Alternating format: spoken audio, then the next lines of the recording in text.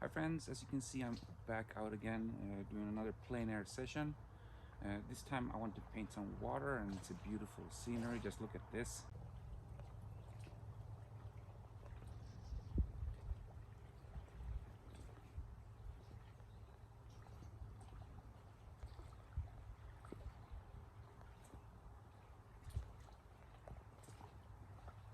And I really love the location that I'm gonna paint from. I have a great view of the whole scene here with the beautiful water in front of me. It's stable, it's not a very high grass or anything like that tickling my legs while I'm painting, so that's awesome as well. There's only one little thing that's bothering me, and it's these shadow casts that are coming from the trees here. So it's kind of uneven across the table. So I'm gonna see if I can move the table a little bit, um, so I have an even light across, at least across the paper that I'm painting on. So let's see if I can make that happen.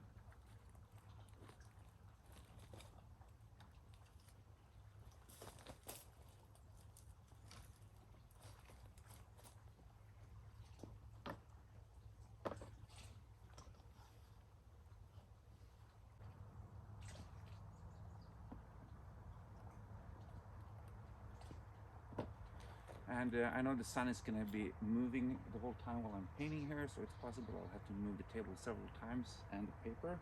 And I guess this comes with the territory of painting outdoors. Okay, so this is what the sketch looks like, and I think I'm ready to get started with the painting.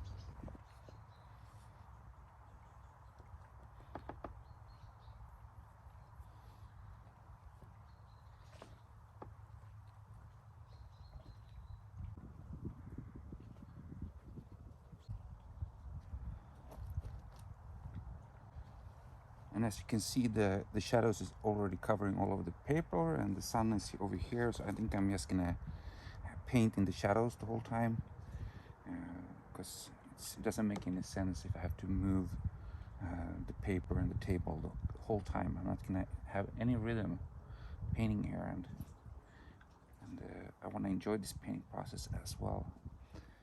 And so I think I'm just gonna let Mother Nature dictate. Today I'm gonna try to capture a little bit more detail than I did in my last video. I'm not gonna go for a realistic painting 100% really, but I'm still gonna try to capture a little bit more, take a little bit more time capturing small little details here and there.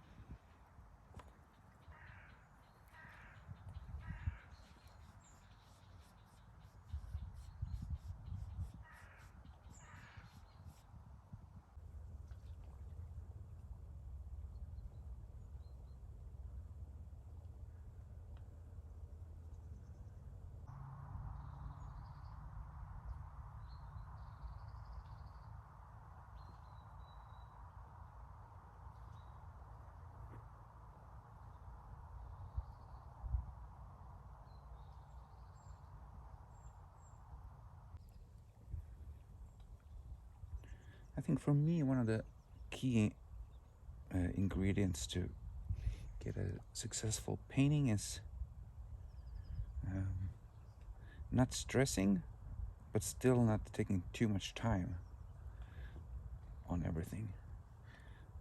Allowing myself to not be so exact all the time, allowing surprises to happen, but still kind of take my time and look at the painting in front of me and see what happens and work with that.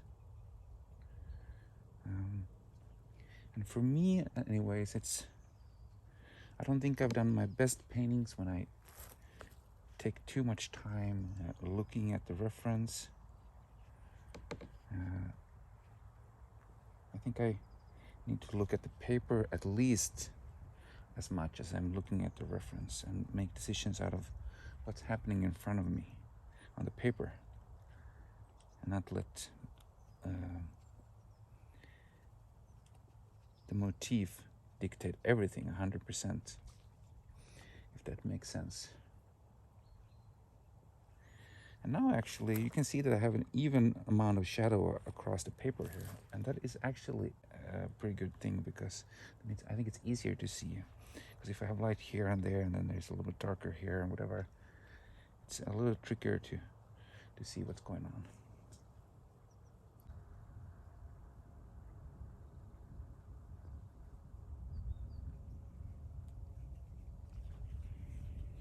So here I got sunlight again. Keep switching the whole time. I think that's something I just have to accept, painting outdoors like this. Another thing that I find important to create paintings that I like and that I think are beautiful for the eye to look at is allowing yourself, or actually working on to understand what you appreciate in a picture. So if you're looking at for example, if you're painting outdoors like I am today, and you found this location that appeals to you, and you feel like, ooh, this is beautiful, I think the thought process shouldn't stop there. I think the next step, what you need to start thinking about is, why is this location beautiful for me? Why do I think it looks nice? And if you can put the finger on that, then it's going to be a lot easier, I think, to paint it too, because then you know that you're not going to miss those features or details or whatever you see that's appealing to you. And then if there are other things that you don't really think about when it comes to the scene that you think looks good for your eyes, those are elements that are less important, and it's completely up to yourself if you want to keep them or not. But since they're not as important, you don't need to put that much time into them. Another thing that really makes me feel relaxed when I'm painting outdoors is when I know that there is almost no possibility that anyone is gonna show up. And I know it's kind of silly, maybe, but I don't know, I kind of get uncomfortable painting and people that don't know what I'm doing, that I have to explain myself. And especially if I'm recording like I'm right now, that's just makes it even worse. And this beautiful location that I found here. There's no paths going to it. I just walked straight into the woods, and then I found this. So I'm guessing it's not very many people walk here on a daily basis, I'm sure. But I do think that there are some cows that walk around here sometimes, because I found some cow poop all across the field here. So who knows, maybe I'll get a friend here sooner or later, but I don't think a cow is going to ask that many difficult questions.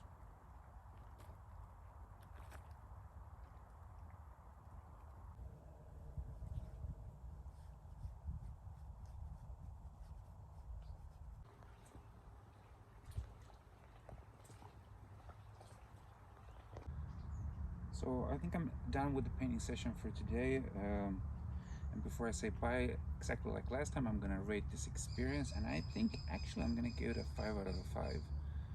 The weather has been perfect. The location is beautiful. The painting is okay. I think I'm gonna do a little bit more work back in the studio. For example, I noticed that there are these water lilies with these beautiful yellow flowers to them, and maybe that's something that I want to add to this painting later on, because I think that would do that little extra, I think. Also back in the studio, I think I'm gonna work a little bit more on some darker contrasts to make the painting pop a little bit more. But I had a good time, and I hope you guys did too. So I'll see you in the next one, guys. Bye bye.